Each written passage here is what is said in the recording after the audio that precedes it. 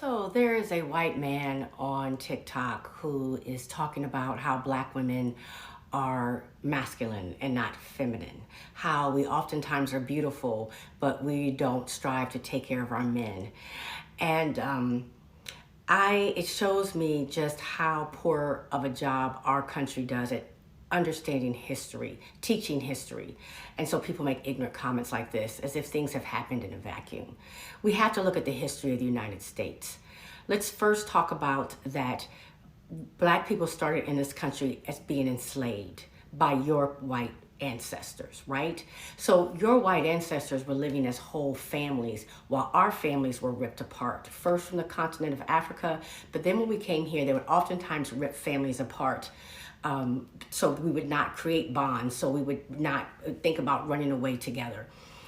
So that generationally is part of our history. Secondly, when we were enslaved, we were taking care of your white babies. The white mamas weren't doing a whole lot. We were the ones actually even breastfeeding them, cleaning after them, and taking care of them. Also while our men worked in the fields, okay? So probably we're not coming home as excited and rested as your white wives who got to chill all day while we took care of everything.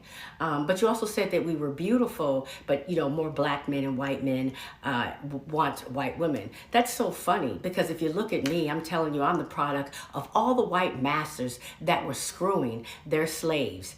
Even though they had white women who had baths and powder and clothes at home, they came and slept with us, although we got about one bath a week.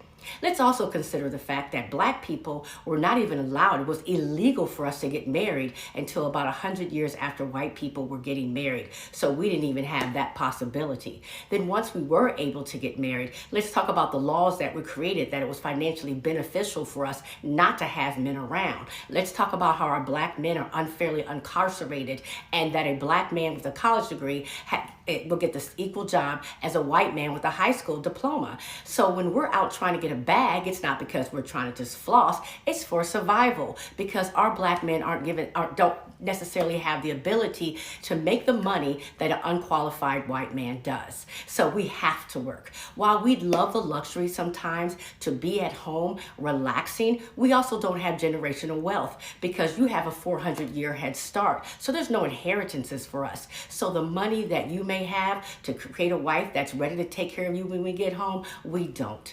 Look at your history and understand the truth. It's not that we're not feminine. We absolutely are, but we're also riders, survivors, and thrivers all at the same time.